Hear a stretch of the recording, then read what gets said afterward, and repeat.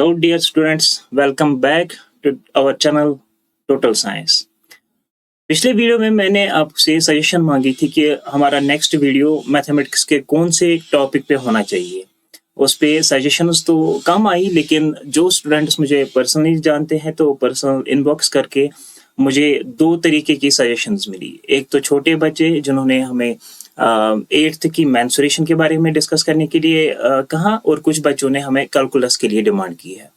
तो हमारा जो ये वीडियो है it will be based on calculus. मैं कैलकुलस आज से स्टार्ट करने जा रहा हूँ, एंड इसके बाद जो नेक्स्ट वीडियो होगा कंटिन्यूएशन में वो may be one day letter इस चैनल पे आ जाए, तो वो होगा that will deal with the topic of mensuration. ठीक, तो चलिए स्टार्ट करते हैं। Okay students, so let us start with the topic of calculus. So for calculus is concerned, you know its importance in mathematics as well as with its applied sciences. तो calculus जब बात है हो रही है calculus की, तो it is all about functions। और फंक्शंस के रिलेटेड में एक बेसिक सा इंट्रोडक्शन आपको जाहिद सर ने फिजिक्स वाले टूल्स वाले वीडियो में दे रखा है ऑलरेडी, और मैं यहाँ पे फंक्शंस पे डायरेक्टली जंप नहीं करूँगा। मैं उसकी डेफिनेशंस यहाँ पे नहीं बोलूँगा, that will come in coming videos.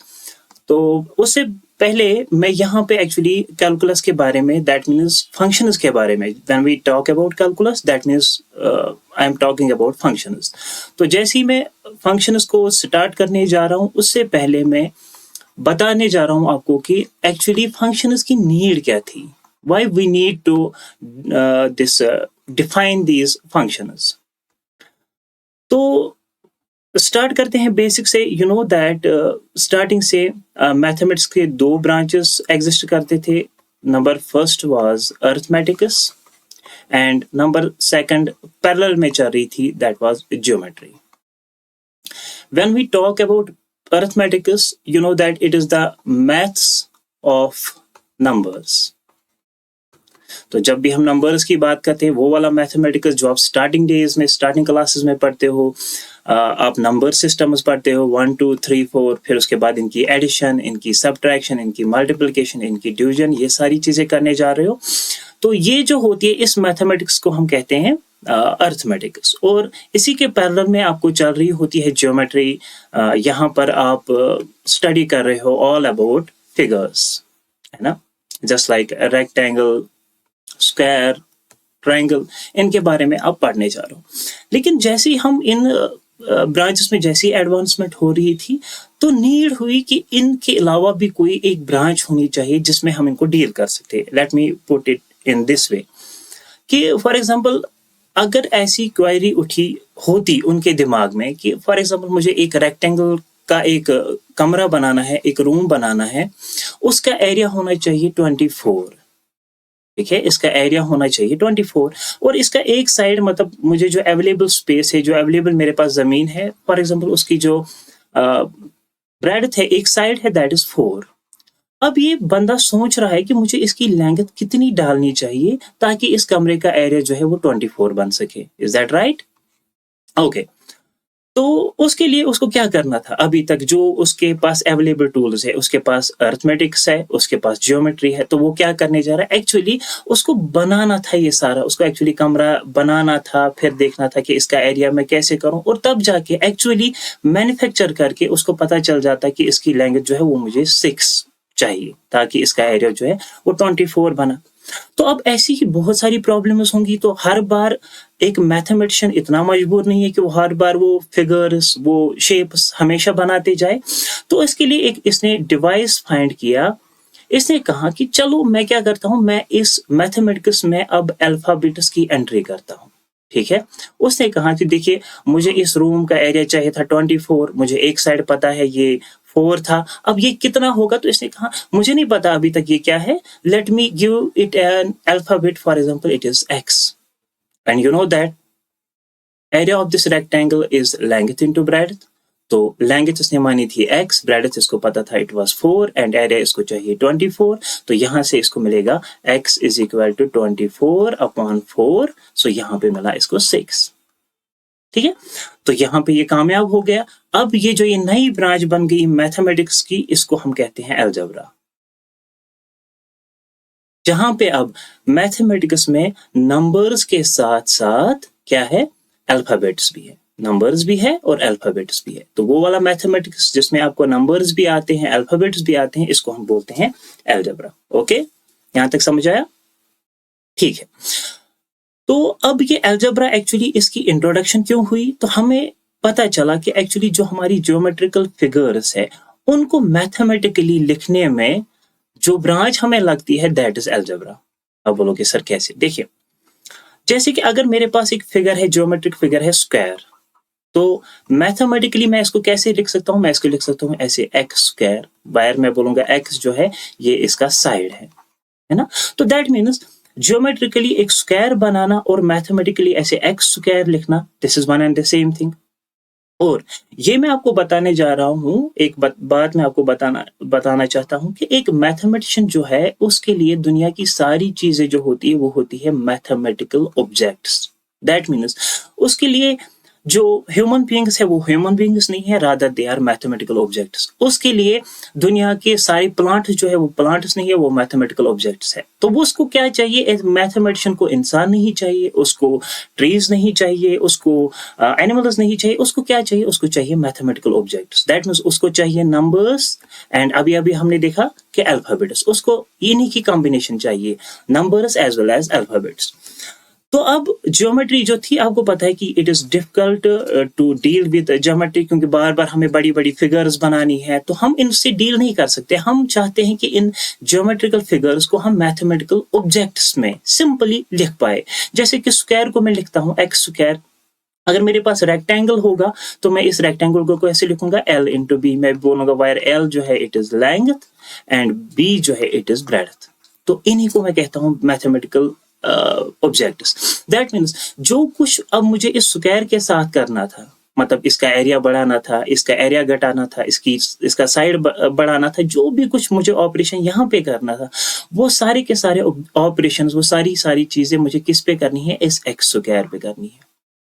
जो भी चीजें मुझे इस रेक्टेंगल पे करना था, चाहे मुझे इसका साइड बढ़ाना था, फिर देखना था कि इसका एरिया कैसे हो गया। देखो, वरना अगर मेरे पास ये अलजेब्रा नहीं होती तो मुझे देखना था कि चलो अगर कोई रेक्टेंगल है मेरे पास, इसकी लेंथ 2 है, इसकी ब्रेड्थ 1 है, तो इतना एरिया आता है। अब मुझे दूसरा रेक्टेंगल बनाना था ये चेक करने के लिए कि अगर मैं इसकी लेंथ जो है वो 4 कर दूं और इसकी ब्रेड्थ 2 कर दूं, तब इसका एरिया क्या होगा? उसके लिए मुझे एक्चुअली ये रेक्टेंगल बनाना था। लेकिन तो आपको यहाँ तक समझ आ गया होगा।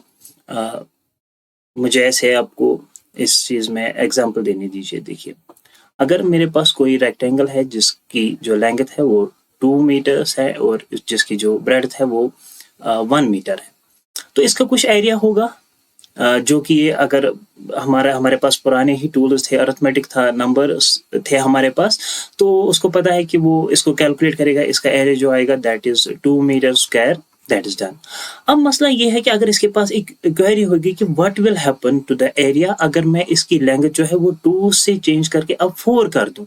तो एक्चुअली में अगर इसके पास सिर्फ नंबर्स थे तो ये सिर्फ क्या करता, इसको ये एक्चुअली में ये रेक्टेंगल बनाना था, फिर उसका एरिया कैलकुलेट करना था, तब जाके इसको पता चल जाता कि इस नए एरिया में कौन सी चेंजेस आए, कि ये नया एरिया कितना बनेगा। लेकिन अब हमारे पास क्योंकि अलजेब्राइक टूल्स है तो हमें पता है इसका जो एरिया है that is length into breadth. Now what will happen, हमने लेंथ को 2 से 4 कर दिया, यानी कि 2 मीटर बढ़ा दिया, तो new length will be L+2 and breadth same रहेगी। तो यहाँ से हमें इसका न्यू एरिया जो है वो पता चल जाएगा। That means without actually making these figures, हम यहाँ से अलजेब्राइकली पेपर पे हम सारी चीजें बता सकते हैं कि अगर इसकी लेंथ चेंज हो गई, इसके एरिया में कौन सी डिफरेंस आ जाएगी, इसकी ब्रेड्थ चेंज हो गई, या अगर मुझे नया एरिया चाहे तो उसके लिए मुझे कितनी लेंथ और कितनी ब्रेड्थ चाहिए। ठीक है, ये सारी चीजें हमारी प्रॉब्लम में जो है वो हल हो गई, हमारा जो मतलब प्रॉब्लम सॉल्विंग जो है वो बहुत ही आसान हो गई।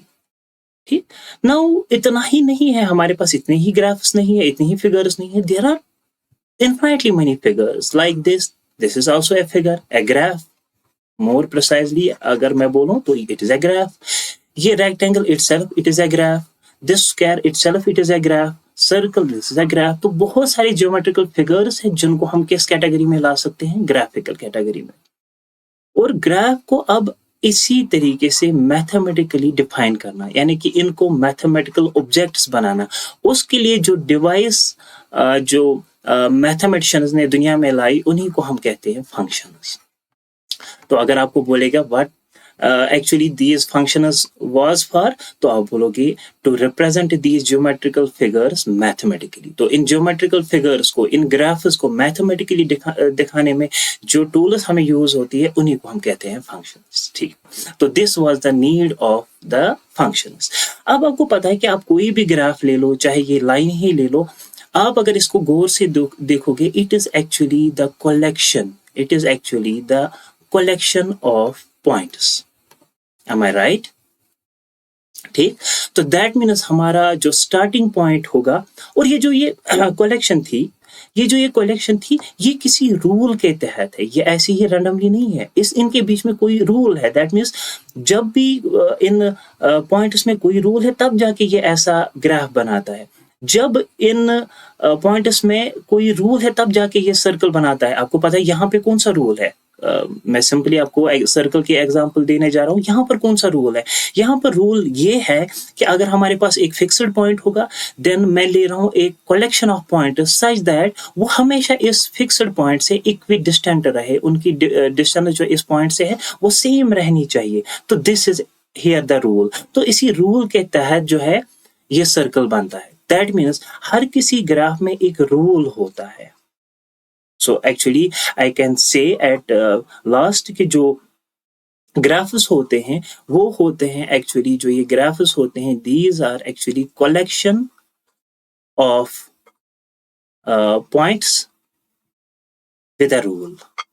इन पे एक रिस्ट्रिक्शन होती है, एक रूल होता है जिनके तहत जो है ये एक पर्टिकुलर ग्राफ मेरा बनता है। तो दैट मीन्स कैलकुलस का जो स्टार्टिंग पॉइंट होगा वो इसी कलेक्शन, इसी कलेक्शन पे होगा, और जिसको मैथमेटिशियंस ने नाम दिया सेट। तो जो उन्होंने डेफिनेशन दी इसकी, देखिए कितनी ब्यूटीफुल डेफिनेशन है। उन्होंने क्या कहा? Collection of well defined and well distinguished, a collection of well-defined and well-distinguished objects. कौन से ऑब्जेक्ट्स? जो मैं अभी तक आपको मेंशन कर रहा था, मैथमेटिकल ऑब्जेक्ट्स। तो ऐसे मैथमेटिकल ऑब्जेक्शंस, ऐसे मैथमेटिकल ऑब्जेक्ट्स जो एक कलेक्शन होगी, जैसे कि अभी मैंने आपको ग्राफ में बना दिया कि एक कलेक्शन होनी चाहिए, एक जोड़ होना चाहिए, बहुत सारे पॉइंट्स मिलके आ जाते हैं। दैट मीन्स बहुत सारे मैथमेटिकल ऑब्जेक्ट जब मिलके आएंगे तो वो एक क्या बनाएंगे? मैथमेटिकल कलेक्शन बनाएंगे। So what is a collection? And this collection should be well defined and well distinguished. इसका मतलब क्या है? इसको मैं शॉर्ट में ऐसे पुट करूंगा कि it should be without ambiguity. That means इसमें कोई शक नहीं रहना चाहिए। दैट मीन्स अगर मैं ऐसे बताऊं कि मैंने कोई कलेक्शन की और उसको इस डब्बे में रखा, कोई भी मैथमेटिकल ऑब्जेक्ट्स मेरे पास थी, मैंने उनकी कलेक्शन ली, मैंने 10 मैथमेटिकल ऑब्जेक्ट्स की एक कलेक्शन ली और वो मैंने इस डब्बे में बंद कर दी। अब ये कलेक्शन जो होनी चाहिए विदाउट एम्बिग्यूटी। एम्बिग्यूटी मतलब इसमें कोई शक नहीं रहना चाहिए। ठीक है? जैसे कि अगर मैं एक बॉक्स में इन नंबर्स को बंद कर दूं, 1 2 3 4 5, ठीक है, इतने। अब मैं अगर आपको बताऊं कि क्या -1 इसमें है, आपका आंसर होगा नो। मैं बोलूंगा क्या इसमें 2 है, आप बोलोगे यस। मैं आपको बोलूंगा क्या इसमें 0.2 है, आप बोलोगे नो। तो दैट मीन्स जब भी आपका आंसर इधर यस या नो होगा, इसको हम बोलेंगे दिस इज विदाउट एम्बिग्यूटी, इसमें कोई भी शक नहीं है। अच्छा, अगर मैं ऐसे एक डब्बे में ऐसी कलेक्शन लेता, मैं लिखा यहाँ पे -1 0.5 7/3 1 5 एंड फिर बोलता सो ऑन ऐसे डॉट्स, मतलब और भी कुछ है, तो मैं आपको बोलता क्या इसमें 3.5 हो सकता है? आप बोलोगे सर मे बी, हो भी सकता है, क्योंकि यहाँ पर कोई डिफाइंड रूल नहीं है किसके तहत ये यहाँ पे बैठे हैं इस डब्बे के अंदर, तो कोई डिफाइंड रूल नहीं, आपका आंसर होगा मे बी। तो जब भी मे बी आपका आंसर होगा दैट मीन्स इसमें शक है, इसमें एम्बिग्यूटी है, तो इसमें शक है, इसमें एम्बिग्यूटी है। और जब भी इसमें कोई शक होगा, कोई एम्बिग्यूटी होगी, तो उसको हम बोलेंगे it is not a set. ठीक, तो दैट मीन्स अब हम सेट को डिफाइन कैसे करेंगे? So it is a collection without ambiguity. तो एक कलेक्शन जो शक के बगैर होगी। अब आप बोलोगे सर ये कलेक्शन क्या होती है? देखिए मैं आपको ऐसे सिंपल एग्जांपल दे रहा हूँ कि कोई भी फॉर एग्जाम्पल कोई शॉपकीपर होता है, वो सुबह दुकान पे निकलता है, तो उसके दुकान में एक डब्बा होता है जहां पर वो पैसे, दिन में जो वो पैसे कमाता है वो उस डब्बे के अंदर रखता है। ठीक है, तो किसी दिन उस डब्बे के अंदर कुछ पैसे होते हैं और किसी दिन उसके अंदर पैसे नहीं होते। ठीक है ना, दैट मीन्स किसी दिन वो दुकान पे गया, कोई खरीदारी नहीं हुई तो उसका डब्बा खाली है, और किसी दिन वो गया तो उसने खरीदारी की और उस डब्बे के अंदर जो है पैसे हैं। तो दोनों केसेस में वो वर्ड कलेक्शन को यूज करता है। हम उसको बोलते हैं कैसा आज गुज़श्ता कलेक्शन उसमें, या सर जी आप बताइए आपकी कलेक्शन क्या है? वो किसी दिन उसका आंसर होता है 0, कुछ नहीं है मेरे इस डब्बे के अंदर। और किसी दिन बोलता है शुक्र खुदा का मेरे पास जो है 200 रुपए की कलेक्शन हुई या 2 लाख रुपए की कलेक्शन हुई। तो दैट मीन्स जब भी आप घर से निकलेंगे, आपकी मेहनत लगेगी, कुछ जमा हो आपको या ना हो जमा, तो उस चीज को हम बोलेंगे दिस इज अ कलेक्शन। अब हमारे पास कलेक्शन हुई, दैट मीन्स जब हमने जमा करने की कोशिश की, कोई जमा हो या ना हो, दैट इज अ कलेक्शन। ठीक है, और उस कलेक्शन पे जब एक रूल होता है, उस रूल के तहत हम सर्टन हो जाते हैं कि इसमें कोई एम्बिग्यूटी नहीं है, तो उसको हम बोलते हैं set. So this was our basic point जहां से हम कैलकुलस को जो है स्टार्ट करने जा रहे हैं। तो यहाँ से पहले मैंने आज आपको ये बताया इस वीडियो में कि हमें फंक्शंस की नीड क्यों पड़ी, एंड उसके बाद मैंने एक स्टार्टिंग पॉइंट पे आ गया, दैट इज सेट। तो होपफुली आपको ये अंडरस्टैंड हुआ होगा और हम नेक्स्ट वीडियो में इससे आगे जो है कंटिन्यू करेंगे।